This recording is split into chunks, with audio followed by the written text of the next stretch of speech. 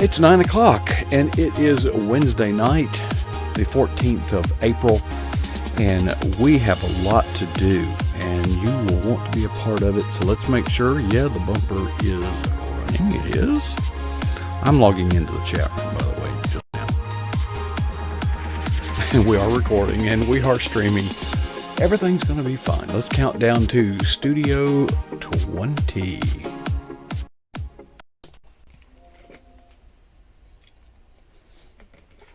Okay, here we are. Welcome to PJNet.TV. Good evening. It's 9 o'clock, and I am so glad that you have stopped scrolling to watch this. And some of you say, well, I'm in your chat room. Well, oh, great. You are so special. But many of you are out there on social media. It could be YouTube. It could be Facebook. It could be Twitter. Parts unknown. Wherever you are, we appreciate you taking time and spending it with us. Now, it is the second Wednesday of the month, and perhaps if you have been around a PJNet, if you've been a PJNet junkie any length of time, you can probably tell by what's behind me who our guest is. But Lori is standing by. She's fixing her hair right now, so let me give her a minute to do that. No, she's not. She was powdering her nut. Anyway. Lori, good evening. How you doing, girl? Great. How are you? Well, it's been so long since we've spoken. Has anything significant happened in the past month? Nothing that I can talk about. Okay. Well, with that, folks, we'll just end in prayer, and we'll see you at about 9:30 and go from there. But no. No, Lori has some things going on in her life, and she can talk about some of them. And one of the things that she has talked about, some of the things that she has talked about is her love for the beaches. There's these islands she goes to the horses and all that, and that just dominates her life. So it is no surprise that it would dominate other areas of her life. Did I tee it up well enough, Lori? Yes, thank you. I'm not good at this. Can I get another job? Can I? No, we need you here. Okay. Yeah. How about I just leave right now and we'll just call it a night. So, Lori has a new book. Lori, last time you were anticipating some things, but tell us where things are at in your book launch or tell us the story. Where are we? Are we going to see the book tomorrow, today, next week? When are we going to see the book, or at least the book cover? Okay, so I'm going to show you the book cover tonight, and you're the first ones to see it because you're my PJNet family. And that book should be coming out June the 8th, and then all the edits are finished with that. Everything is finished as far as the writing part is concerned. Of course, then there is the social media. The easy part. Push. The fun. Mm-hmm. Right. But in the meantime, I also have a book coming out around October 19th. It's a Christmas book. So I am in the third round of edits right now. I just got a message from my editor asking me when I'm going to be finished with that. So I had to do a massive search for my was words to rewrite all my sentences into active sentences. So I am 50 pages away from that. And then I have to do a power read and then send it back to her. So there's still, I didn't really realize how many edits would go back and forth between your editor and, and me. I would say there are at least 5. You have your major edit, and then you have a couple of pretty significant edits. The first one is more if they need scenes changed. Thank goodness I didn't have anything like that. The second one and the third one are more like recognizing repetitive words, like the word was, changing my passive sentences. That's my third edit. And then I think we're getting pretty close to sending it to be proofed, and then it'll come back to me, and then I'll make those changes, and then I'll look at it again one more time to make sure everything is fine. So I've always self-published, so I haven't this is the first time I've gone through this process. Mm. So it's been pretty interesting. And then at one time, both books overlapped.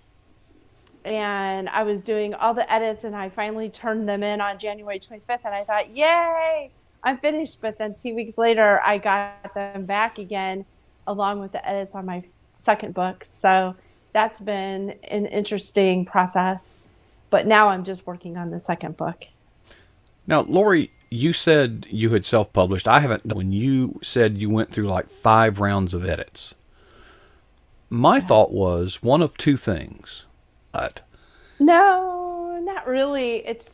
I feel like I just can't believe it how much her input helps my writing. It just blows me away. Here, I think I turned this manuscript in. I'm always kind of surprised by the amount of changes, but it's nothing significant really. Now, the first asked me to switch it from third person to first person, and that is a humongous change. Mm-hmm. So those edits were extensive.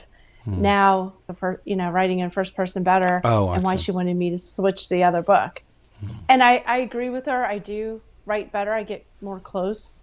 Or I think that you can get closer, and I do something a little different than most people.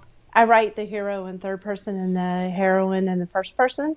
Mm-hmm. So, Lori, I'm going to do something rather drastic right now because we are experiencing some downstream network. Let's just take a little pause, folks, and we'll resume in just a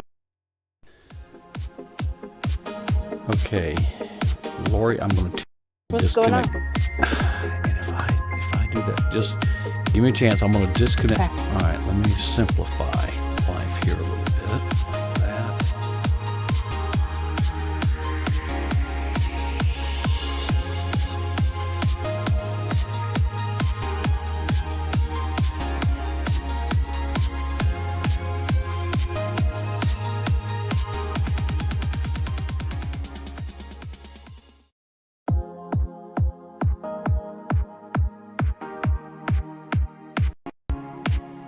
Okay, all right, now things look a little bit more stable if I could just get Lori back.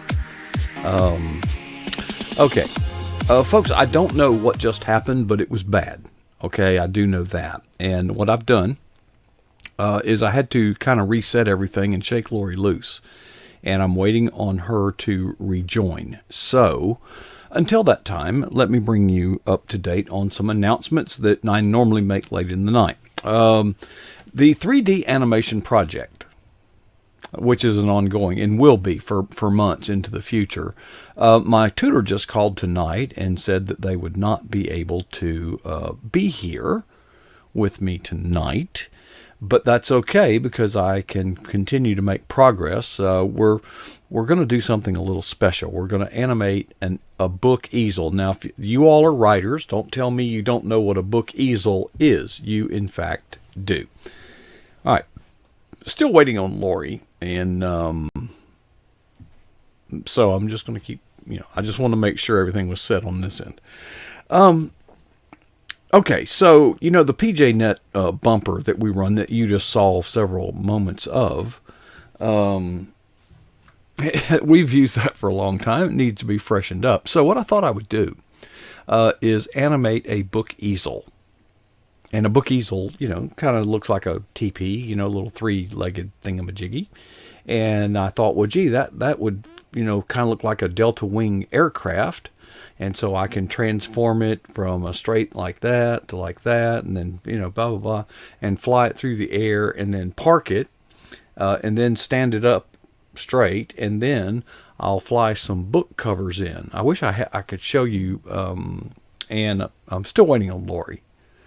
I'm concerned at this point. But anyway, so we're working on, it's not the idea of to create a product. The idea, of course, with the tutor is to learn techniques. So you set a goal, and then you work on you break it down into parts, and then you tackle each of those parts, and you learn technique along the way. So I'm going to bring the bumper back for just a moment and see if I can make contact with Lori real quick.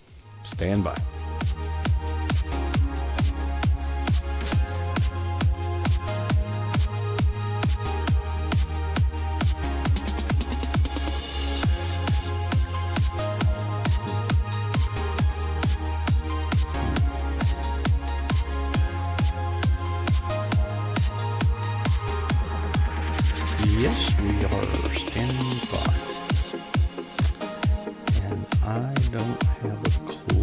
Oh, there she is. Oh, folks, she is back. Oh my goodness. Oh, I am so sorry. Okay, folks. All right, so reset the clock. Lori, I don't know what happened. It wasn't your fault, nor was it mine, but somewhere between us and anyway. So let's not waste any more time. We're going to go a little bit long tonight. With so I kind of forgot where we left off. You had written in the first person. Yes. And I'm afraid we're going to lose our network connection again. I'm now paranoid. So tell us, I'm about to bring the artwork of your book onto the screen if I can figure out how to do that correctly. I had done it before and I'm not happy with the way that I did it. So, I'm just going to kind of slop it up there. I wish I could do a little bit. Here, let me get it. The book cover, there it is, folks. You are seeing it here on PJNet for the first time ever anywhere. I was going to ask you, well, it's not only nice, it's pretty. Anybody would see that. Thank you. But it is so Lori Hayes. It is. Definitely. As long as it has a beach in it. Well, I think it does capture that very well. And I was going to ask, I think I've asked others, how does the artwork happen? Obviously that was a lot of work. Did you just see it and say, yeah, that's what I want? Or did they ask you? How did it happen? Yeah, they asked me. So I don't know about other people, but I had input in it. But I had this questionnaire that I had to fill out. Gosh, I can't remember. It was like 8 pages or something. And I had to describe my characters and describe my book and everything in it. I had to give comps to other books. And then I had to actually send pictures of everything. And then I gave them a couple of suggestions of, you can go onto iPhoto or whatever, and you can search pictures. So I did that, and I sent them a couple of suggestions, and they did not pick those, but they sent me a couple of other suggestions, and I actually liked all of them. I think it was 3 that they sent me. They sent me one with a pelican. What was the other one? I can't remember, but I liked all 3 of them, but for various reasons, I didn't like the coloring on the other 2, maybe, or I can't really remember even what the other one was. But when I saw that one, it was actually my 3rd choice because I liked the pelican one the best, but then the coloring was off, and I just thought it looked too Caribbean. And so I kept going back to this one, and I thought, this looks like such a beach book, which is what it is. And so I started falling in love with the colors because it just looks so warm and welcoming. And like, it just put me in a good mood. And so I wrote back and I said, I love all 3 of them, but this is my first choice. And that's the one that they gave me. So, okay. And then I wanted it to match my brand of the first 2 books. So they had a little something to go on. So, Oh, yeah. Yeah. Okay. So in your first books, you self-published. How did the artwork how'd you do that? You have to hire somebody? I did. I hired somebody. The first couple of times I tried to do it myself, and I'm not a graphic artist, and they were okay, but I just, as I started selling, I thought I'm just going to actually pay somebody and upgrade these book covers, and it made a world of difference in my sales. Mm-hmm. So, but I'm really happy with this. We all appreciate good stuff like that when we see it, but we don't know the complexity and the tedium that goes into it. How much can you tell us about the book? I think I could tell you about it, but I mean, it's contemporary romance. I tend to write more on the women's fiction side a little bit, but it's definitely contemporary romance. And it's about a woman who she flees to the coast to get out of a narcissistic relationship, and she just wants to start over. She doesn't have close family connections, so she wants to meet friends and try to recreate a second family. And this one speaks close to my heart because she's a physical therapist, and I'm in occupational therapy.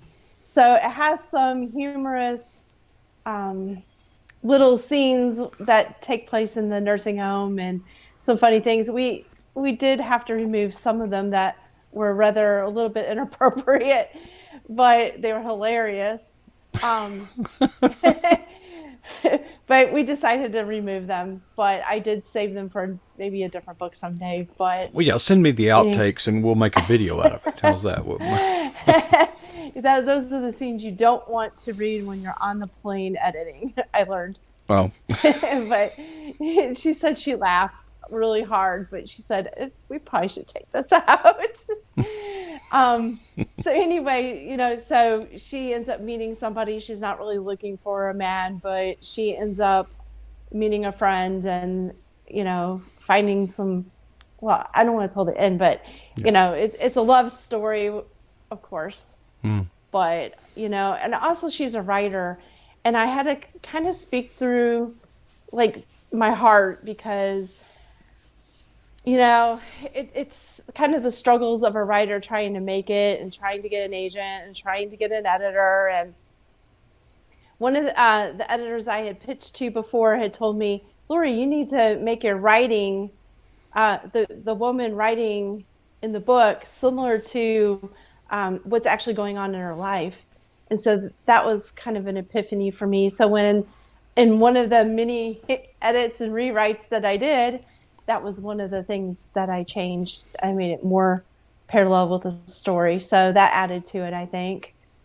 And of course, it's an island full of wild horses that they explore.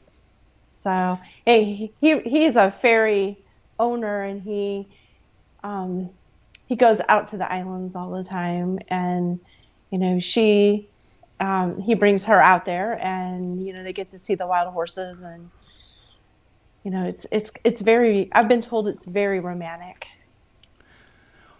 Okay. Now, earlier, you don't need to tell too much now because you just want to tease it. Okay. I get the impression, and not only talking to you, but talking to many people that are authors, writers, and the such, is the journey, the process of writing. Okay, the manuscript, all those steps that you just described, is a roller coaster, not only emotionally but actually physically.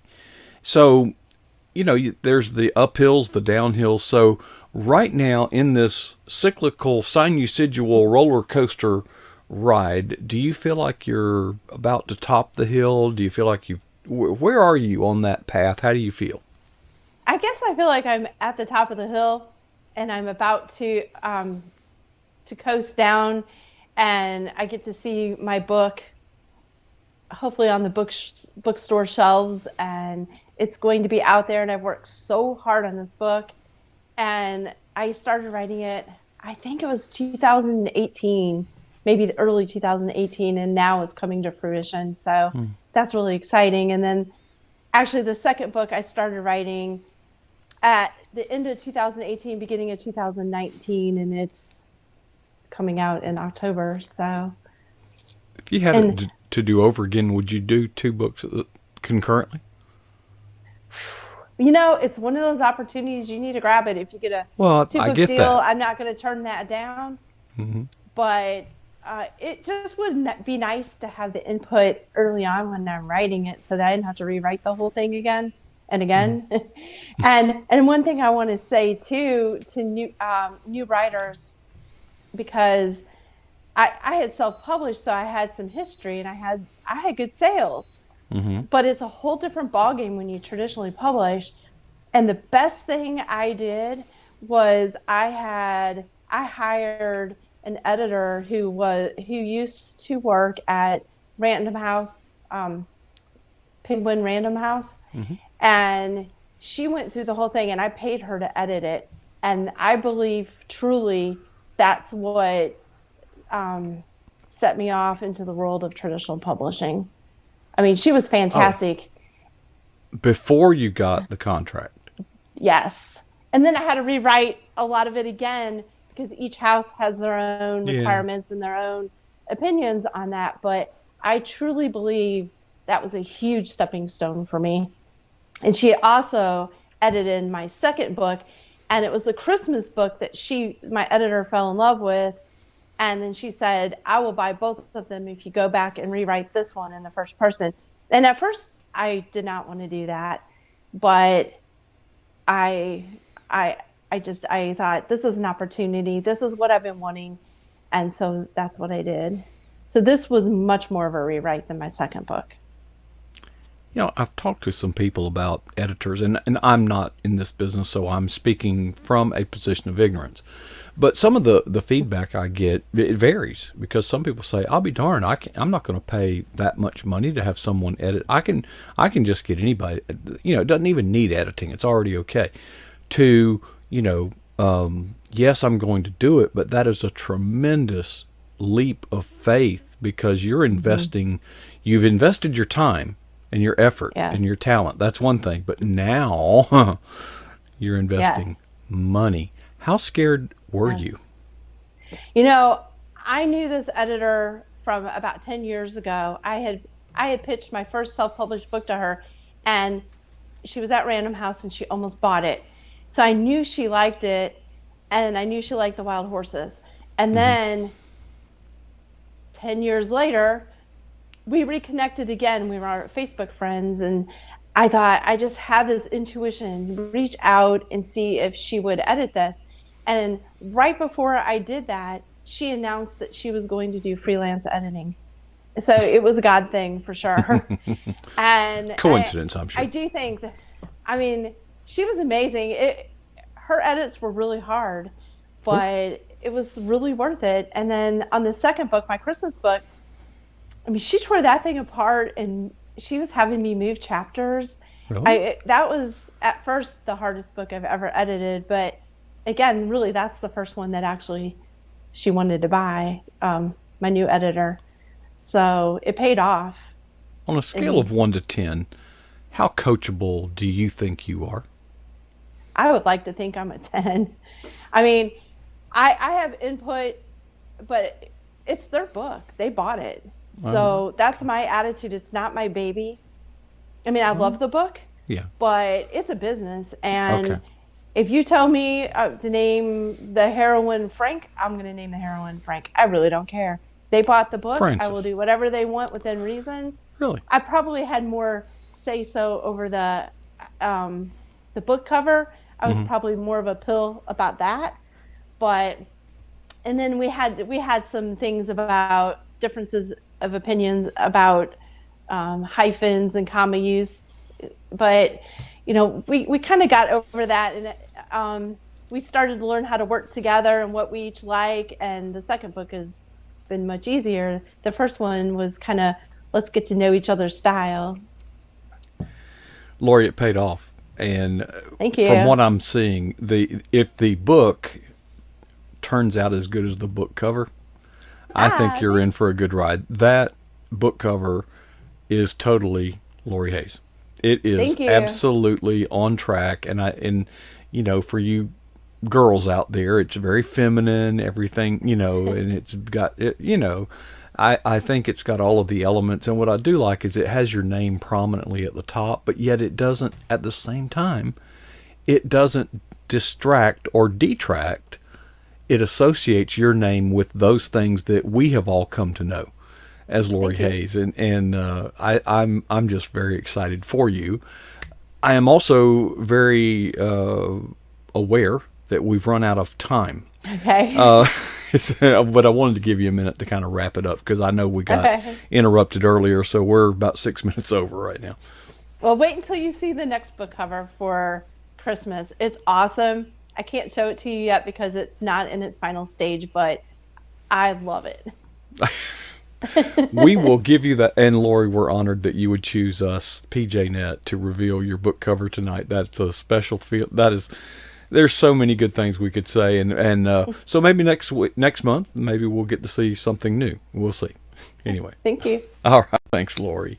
All right. PJNet.TV from high above. There you see it, the Eagle's Nest broadcast facilities. And folks, hang on to your hats. Don't touch that dial. Okay. Because in just a few moments, theoretically 3 minutes from now, not happening, Michelle Medlock Adams will not be with us. I have a surprise for you, and it's going to be worth it. Before I leave, 2 questions. First, what is the boldest thing you've ever done for Jesus Christ? And when was that? I hope none of us will be satisfied with either answer.